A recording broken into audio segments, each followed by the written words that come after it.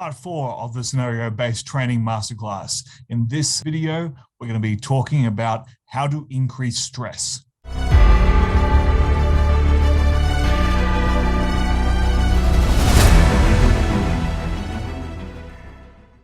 All right, we're back here with part 4 of the scenario-based training masterclass. If you've been getting value out of this series, please consider hitting the subscribe button down below. Let me know you enjoy this content. I'm happy to produce more of it.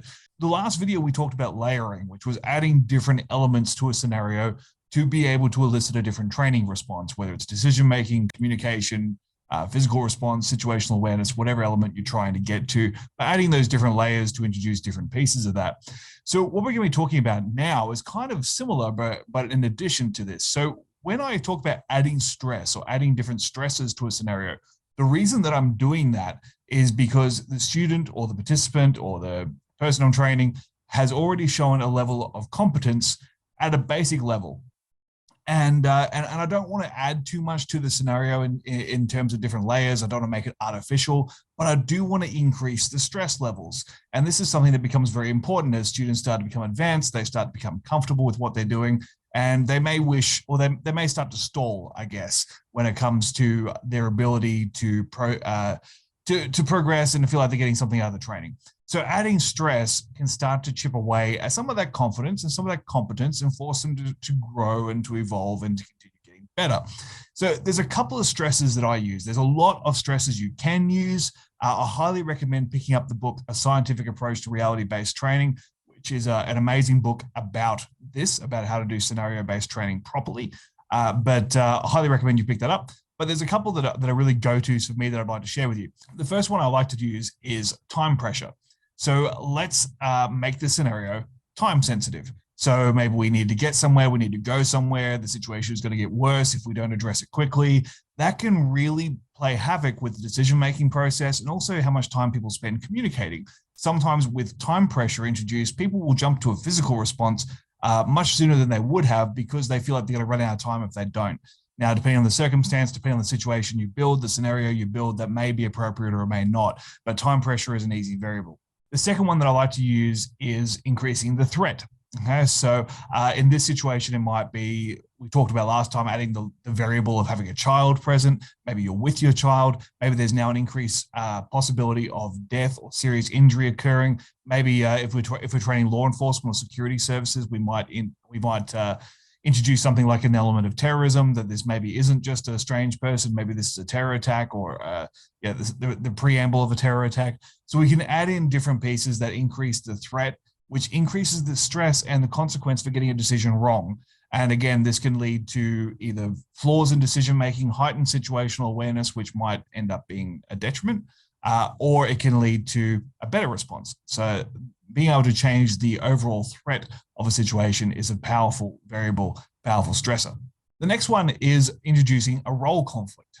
So a role conflict is basically where someone's role in a situation is not overly clear. So we might have an argument taking place between two other people, and our person being trained is actually a bystander. And then we can play with that and go, well, you're not a bystander now. Now this is in your workplace. Or maybe now this is an argument between two parents at the playground that your kids are playing at. So we have all these different layers and different stresses, like what's my role? Do I have a responsibility to get involved? It makes things a lot less clear than if this was middle of the night, home invader in your house. Right? We can play with this and make this more realistic and give people the opportunity to make decisions with different stresses involved.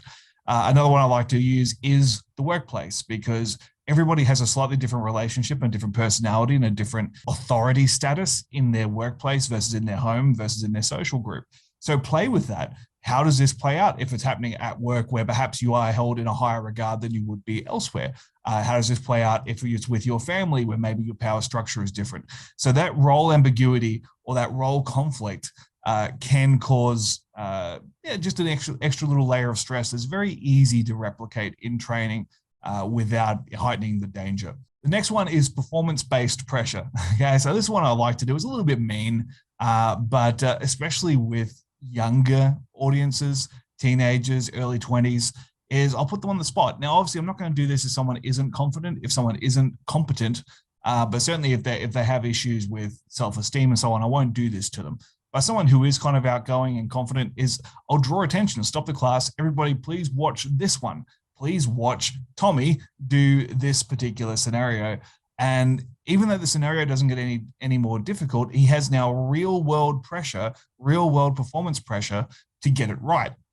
And that is another stressor that can sometimes be fun to manipulate. Be very careful how you use that. It can make a very negative training experience if you get it wrong, but it is a fun one to manipulate. The last one that I'm going to talk about in this video is the introduction of pain, physical pain. Now, this is might feel like it's a bit of a tricky one to implement, and certainly depending on the nature of training, if I'm doing this in a workplace for a client, then I'm certainly not going to be causing pain to any of their personnel. But in a martial arts club or in something where there's a little bit more tolerance for tomfoolery, using a bit of physical pain can really go a long way to making the situation more stressful. So what do I mean by that? I'm not going to do the things that are going around with punching people and all that kind of stuff to make them feel more stressed. That's silly and abusive. But one great strategy I picked up from Richard Dimitri years ago was putting a marble in your shoe to simulate having a rolled ankle or a sore leg, not being able to put weight on your leg in some way. That's a really good distracting pain, which causes someone to reevaluate their options. Okay? It is a physical response, the right thing to do if you can't run. And every time you take a step, you get that little pain jolt, which causes a disruption in your thinking. It's a distraction. It's a really good strategy to use. Another one I've used with success over the years is using a little battery-operated TENS machine like you'd use for physiotherapy and strapping that to someone's shoulder and having it turned on so they're getting a muscular impulse and a discomfort from the electricity going through their arm while they're trying to do the scenario. And we do that to simulate having an arm injury. So there are a lot of different ways that you can play with this. I have known some instructors to use pepper spray and all kinds of stuff to make pain enter the equation. Just make sure it's somewhat plausible so that it doesn't take people out of the scenario. But these are all ways that you can add stress to further test students that are already showing confidence and competence with your lower level, basic level scenarios. I hope you've enjoyed it. If you got something out of this, please consider joining up one of our Managing Violence Masterclasses coming up in the UK. Also, dates are coming for Australia as well in the middle and end of 2022. All the details will be in the description below. And again, if you've got value out of this, please consider hitting subscribe. And I look forward to sharing the final part 5, coming up very, very soon.